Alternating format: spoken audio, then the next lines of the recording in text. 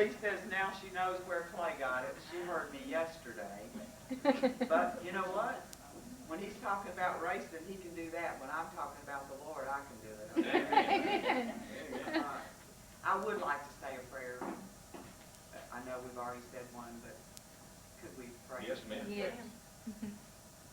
Father, that your name be glorified in all that is said and all that is done, every expression on the face, every person that's here, even those, Lord, that had intention of coming. We ask your blessings on them. We realize that some were afraid of the weather, but thank you, Lord, for those that trust you and just came on out. And may Martha Millican just decrease and the Lord Jesus appear. I love you, Lord, and I pray that every word that's spoken bring you honor and glory. In Jesus' name, amen. Amen. Did I hear that better? Yes, it was very good. Now you want to hear the story of that morning on October the 8th. I actually opened the store a little early, which tells me that God had a plan, and that this, nothing happens to you as a Christian that God hasn't allowed. And if you ever read the book of Job, the really sad part is the people that don't know the Word of God don't know that Satan is the prince of the power of the air, and that he's constantly trying to trip us Christians up. But he's a liar and a thief, and I don't want him to steal anything from me, and I don't want him to steal any glory from God. So I have nothing but love and forgiveness, and that's probably what you're going to hear, especially tonight. But that morning I opened up, I was standing there writing a check, and I always look up when someone comes in, and I looked up and I acknowledged the fact two guys came in. A big guy came in first, and he was right behind this one big guy. The first guy went to the back to get a Coke, which is not unusual. They usually just head in and go to the back wall where the drinks are.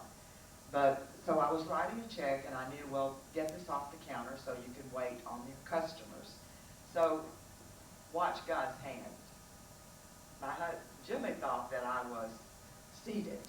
Are y'all hearing me? Yeah. Watch God's hand.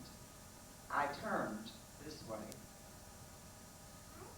and he stepped to my counter, which is maybe twice as wide as this. I never saw a gun. And as I turned, he stepped to the counter, and this is where the shot went.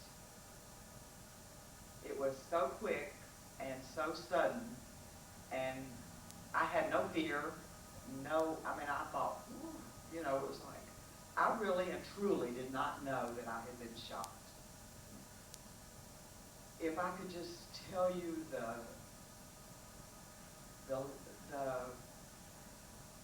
well, this is what I'll tell you. God's Word. For the eyes of the Lord are over the righteous, and his ears are open unto their prayers. But the face of the Lord is against them that do evil. God was there that morning because I never was afraid. I just knew that I needed help, and I really kind of acted silly. I kind of dropped to the floor because it was really a hard hit. And I thought, I really did not know I'd been shot. I thought it was like maybe an iron pipe or something. And I just said, Barry, the name, and dropped to the floor, and something said, get up. So I got up, and he was still standing there. He had moved over and was trying to reload the gun. My daughter reminded me to say, the guy that he did this to the second time is probably the one that got the greatest blessing, because there was the wrong size bullet in this gun. Another hand of God. The bullet, the men tell me, I know nothing about guns, I don't like them, but the men tell me because it was the wrong size bullet that it lost some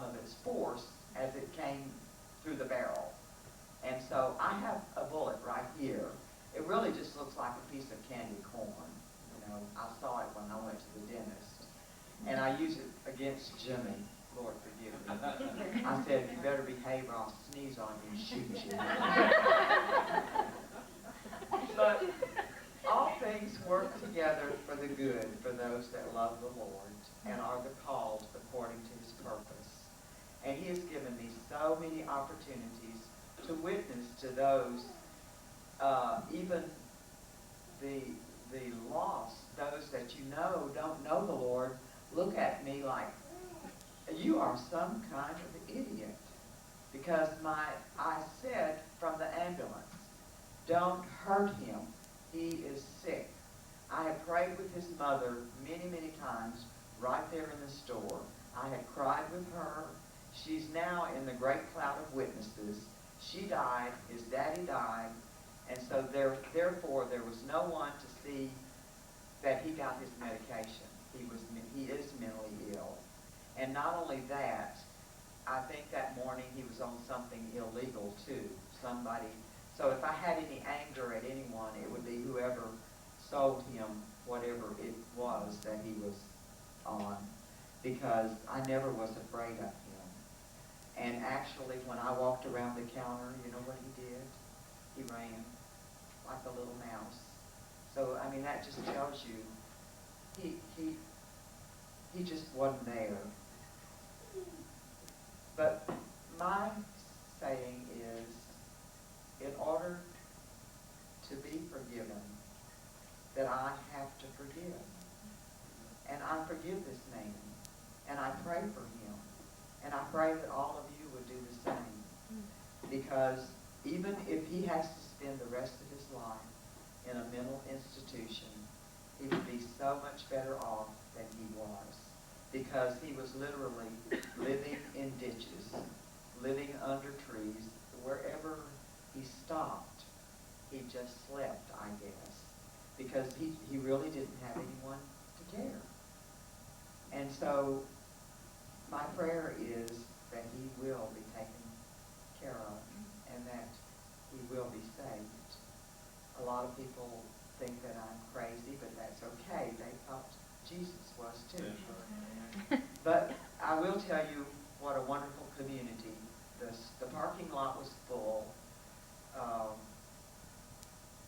When I got in the ambulance, well, Clay came and he ran around the counter and he, white as a sheet, said, Mama, what's wrong? Because I had said, Clay, I don't know if I've been hit or shot. So, you know, the tale got out that I'd been pistol whipped. That was why that tail got out, because I literally did not know I'd been shot. And when Clay looked at it, I could tell by the look on his face that I'd been shot. But anyway, he said, did you wake Daddy up? And I said, no. He just went to bed. But he goes and gets Daddy up, and that's the fastest Jimmy Millican ever got dressed to go anywhere. I've always been to wait on him. But he did ride in the ambulance with me. And another sweet thing that I would like to tell you, besides the fact that I love the Lord with all my heart, with all my mind, with all my soul, with all my strength, was I had warned my daughter Lee. You know, I have two daughters. I have a Clay Millican, but I have two wonderful daughters also, a Lee and a Tracy, in case some of you might not know. And we always say, if Clay's happy, everybody's happy, so Clay's happy all the time. But anyway, that morning, she insisted that Mama needed a cell phone, right? Here I am. By the way, 2 days after the shooting was my birthday. Best birthday I ever had in my whole life. I was alive. You know, when you get at a certain age, you start not wanting to claim your birthdays. But that was a good one. Makes me appreciate them. But you know, it was a win-win situation for me. I said, no matter what, if I'd been dead, I'd have been in heaven. So, and that's how I feel. I honestly feel and know that. I would have been walking on streets of gold. But that wasn't what God wanted. I'm like Paul. I'd like to depart, but I know there's still work to be done. So here I am. But that morning I had not taken off the cell phone that my daughter thought that I should have, you know. usually take it off as soon as I get back to the store. And I still had it on my belt in the ambulance, so I felt it when I was laying there, and I handed it up to Daddy. Well, it rang, and guess what? Daddy hands it back to me. He doesn't know how to answer it. And so I answered the phone, and it was Lee. And she said, "Mama, what are you doing answering the phone?" I said, "It rang." And Daddy didn't know how to answer it. Of course, that was just a little, we've laughed, we've really laughed, we've cried. I'm finally over my crying. They told me that I needed to go to a counselor or a therapist because I cried at every little thing, everything. But you know what? I said, no counselor. I have a counselor. He's mighty God. And I can talk now all day long and not cry. Lee will verify that. They were beginning to wonder about me, you know. But anyway, I do have a counselor. We all have a counselor. Those of us that know the Lord. And I pray if there's a single person here tonight that don't know the Lord, I pray you'll be on your knees before the morning and asking Him to come into your life and into your heart. Because He certainly keeps His hand upon you. As I got into the ambulance, I said, Ray Denica was in the ambulance, whatever you call them. I've never been in an ambulance before myself. And he said, "Miss Millican, are you okay?" And I said, "I'm fine. I'm a child of God." And everybody was sticking their head in the door of the ambulance, and I'm thinking, well, what am I doing here? I mean, I'm fine. Well, anyway, I'll tell you later that I saw Ray Denica, and he said, at a football game, and he said, "I've never had anyone to react like you did." I don't know how he meant that, but I pray that God got the glory for it. But he sat by me at the football game, that whole football game, and he's got two beautiful daughters too. But what things were gained to me, those things I counted loss for Christ. Yea, doubtless, and I count all things but loss for the excellency of the knowledge of Jesus Christ my Lord. I prayed many years ago when I got baptized in the Holy Spirit. I'm a Spirit-filled Methodist. Lee will tell you she went to the Brighton Assembly of God with me yesterday. What denomination? That lady's right there. Walk in and be right at home. We did it yesterday. Jimmy Simmons happened to be singing when I walked in yesterday, and guess what? She fit right in. Nobody ever knew she was Methodist. I think Keith Booth tried to make something out of that, but I think he got the point I from the time think it. she did too. No, it was a wonderful, wonderful service, and I just want to tell you, I'm a Christian first. I serve the Lord in the Methodist Church simply because the Lord has me there. You go where He says go, and you don't leave until He says leave. Okay? I've been trying to get them in my Sunday school class. I say, if you know the Lord, raise your hand. Y'all all do that. Whoever knows the Lord, raise their hand. Okay, this is how I get them. If you want to praise Him, raise both hands.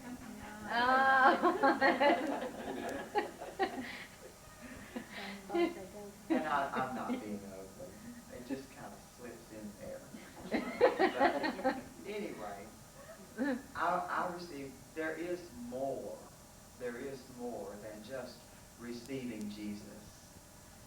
There is a deeper, more wonderful walk than I could ever tell you. I just pray that my life reflects it. I know that I lived on a mountain for about 3 years. I think there's one or two here that might could verify that. I don't think my feet touched the ground. My family thought I lost my ever-loving mind because I'm up at 3 o'clock in the morning reading scriptures. Had all the energy in the world, you know, and even going into the shower room and telling Jim, Jimmy, I found the secret to living right here. You know, anyway, I received the baptism. There is more than just going to church. And I serve him in wherever I am. I want you to know, and I hope if there's anyone here that doesn't have a home church, that you will be looking for you one. Because, yes, I serve him out in the world. I serve him in my business. I try to serve him wherever I am. But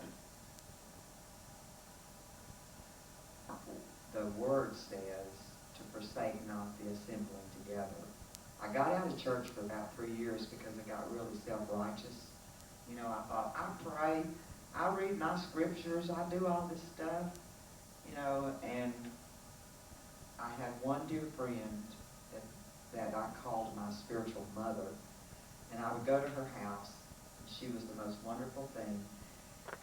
But I never left that house for 3 years that she didn't say, but Martha, you need to be in the fellowship. It worked. It finally worked. One day I said, okay, Lord, I'm going to church.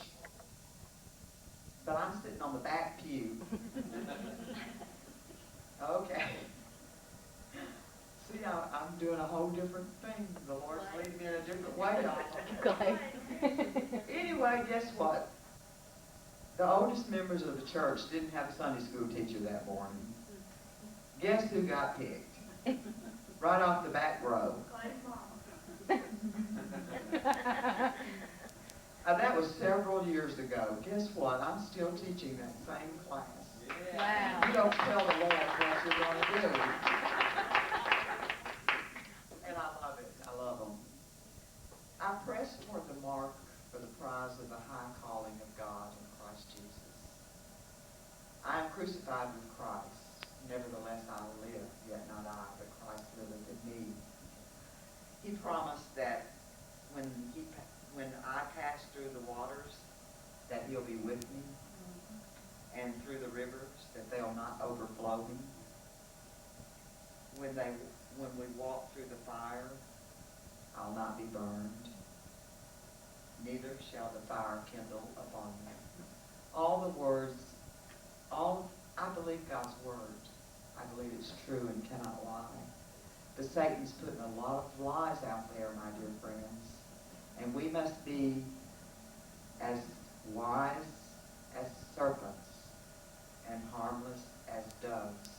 And we must keep our ears open for those lies, because there are so many that don't read God's word and they will believe the lie. But I'm telling you, his hand of protection has been on me. That the angel of the Lord encampeth round about them that fear him and delivereth them. I believe that. He did it that morning. Many things happened. I know some of you probably have some questions. I've gotten off of I just want to glorify him. He's my hiding place. There's been many times in the store when I looked up and I thought, how am I going to handle this? A store full of people.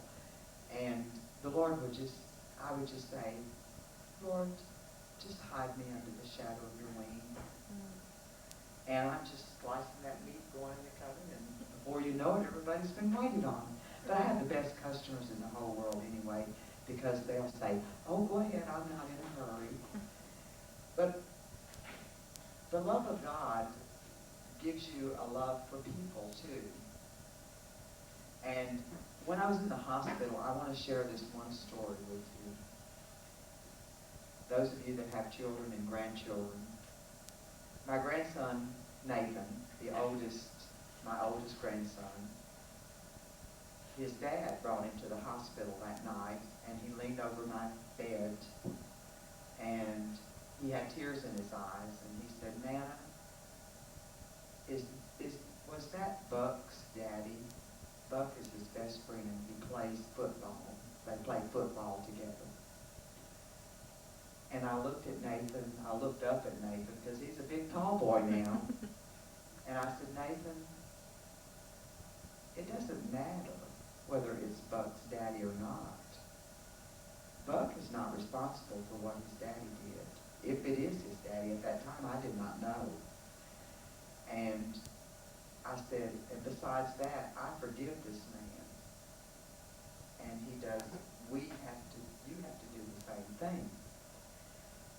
So I went to Lee's house for a couple of days, just for a little rest. She insisted, and it was wonderful.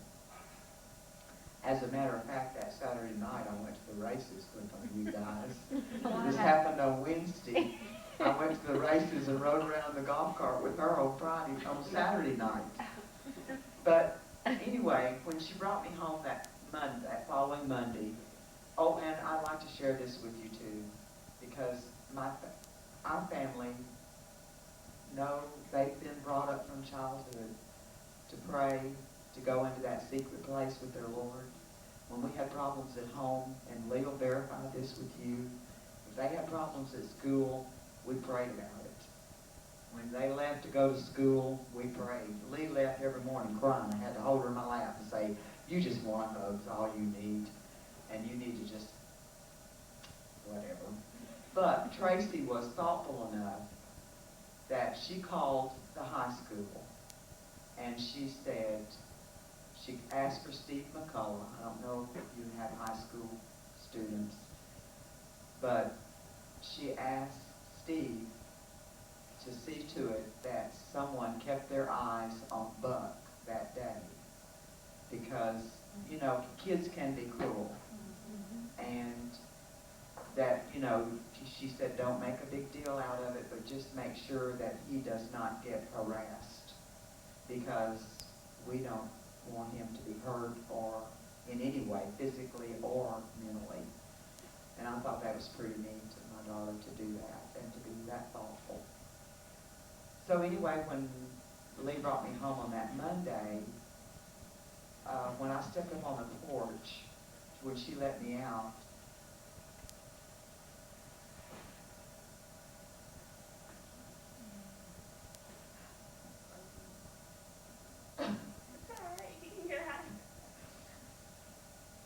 three of my black friends, customers, stopped. I mean, it was like they saw me and jumped out of their cars, the trucks. Pop Jones for one of them, or most of you, some of Frank knows him, Terry Russell, Mose Pryor, and they were all crying. I wasn't crying, y'all, they were. But when I think about it, it's so touching that they cared. And they said, oh, Miss Martha, we are so sorry. And I said, it's okay. You know, I've got Jesus, and I forgive him, and I forgive you, and, you know. And it was just unreal. I have had my flowers while I'm living, okay? When I walked back in the store, it was like a flower shop. Somebody said funeral home, and I said, no, you can't say that, I'm alive. So I'm telling you, all of you here tonight, I have had my flowers while I was living. I always tell my kids, I want my flowers while I'm living. What they don't know is when I die, I want balloons, helium-filled balloons. I do not want flowers on my casket. I'm putting it in writing. They won't believe And you. then I We got nobody want them to be released in the cemetery by all of you. All right, we got it on We tape. do, so, yeah. But anyway, I feel, you know, I don't know if any of you saw the movie The Huckleberry Finn, where one of them pretended they died so they could hear what everybody was going to say. That's honestly how I felt. I heard so many things that were good. I didn't hear any bad things. I'm sure there were some bad things said too, but what I heard was good. But no glory to me. It's Christ in me. Christ in me, it is not Martha Millican. I pray that I decrease and he increase, and that Christ can be seen in me wherever I am. There's many stories, there's so many things I could tell you.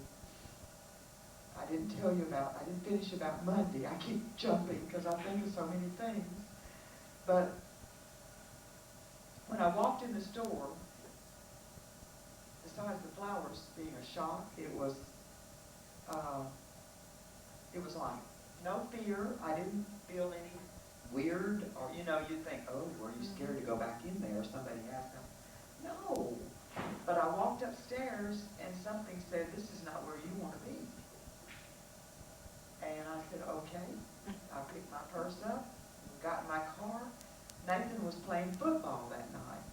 I forgot to ask Lee. The doctor said I could drive, but she left, so I went to the football game. But I'm sitting there with Tracy, and I felt these arms just go around my shoulders. And I felt a kiss on my cheek.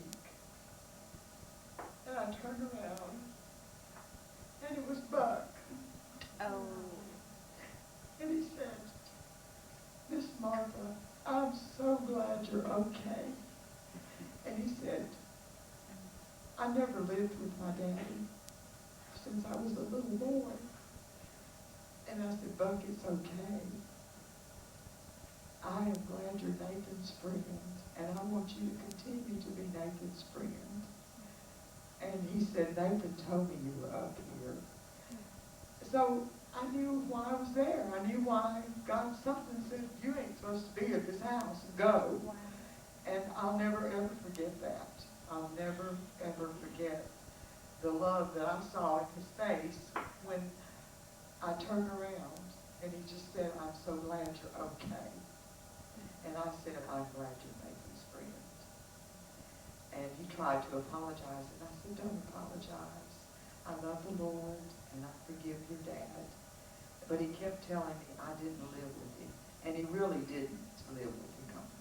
His mother's a wonderful person. I know her too. Thou art my hiding place. Thou shalt preserve me from trouble.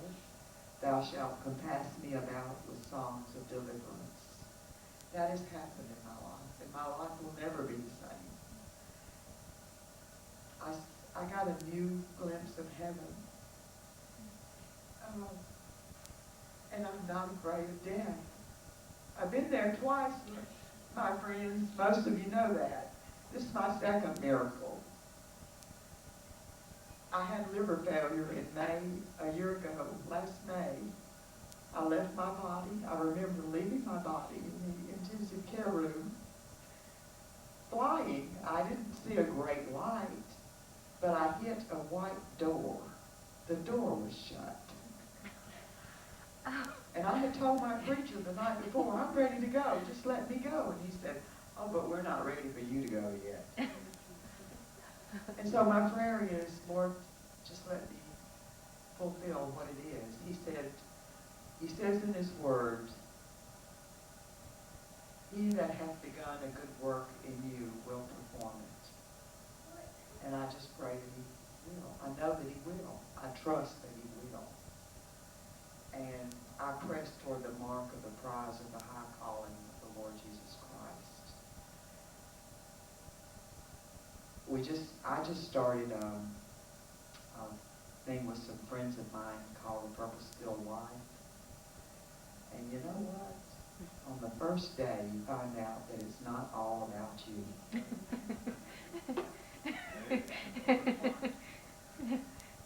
It's all about him. And that's what we're created for, to glorify him, to worship him. And those in this room, I pray you never have to experience this. But I pray that you can get some glimpses of heaven. Just may it be gentle.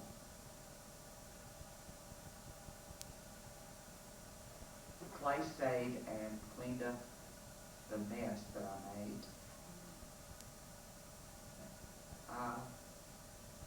Tracy and Lee and my pastor were at the hospital when I got there. Tracy and Megan were a basket case. Lee was standing there all happy. She'd already talked to her mama. I mean, you could have told your sister, you know, but anyway, hearing the voice, I think, makes the difference. She did hear my voice. I always asked them when they were growing up, if something happens, you call me. If you're able at all, you call me so I can hear your voice. And I guess that's maybe how Lee felt. But anyway, the doctor said, well, you are one lucky lady. And I said, oh no, I'm not lucky, I am blessed. And every time they said that, I was thinking, oh no, I am not lucky, I am blessed. So they tell me that there was a Drummond's waiting room out there. And I kept saying, would somebody please go out and tell my family that I'm okay? And they tell me that when he came out, he said, I don't understand this. But my pastor was sitting there, and he pointed at him, and he said, he might can explain it for you. And he said, I want to tell you another thing. Don't tell that woman she's blessed, because she'll correct you, that she's lucky, because she'll correct you. He said, you better say she's blessed. But they were very good to me in the emergency room, I will say that. And, well, I don't know what else to say except glory be to God. Glory be to God. Would anyone like to ask any questions? At the first church I went to do this, some people wanted to ask questions. If I can answer them, if you have a question. If you want to know if I love the Lord, I hope you already know that. And if you want to know that I believe that all things work together for the good for those that love the Lord, I'm telling you it does. I have a wonderful family, friends that is just unreal.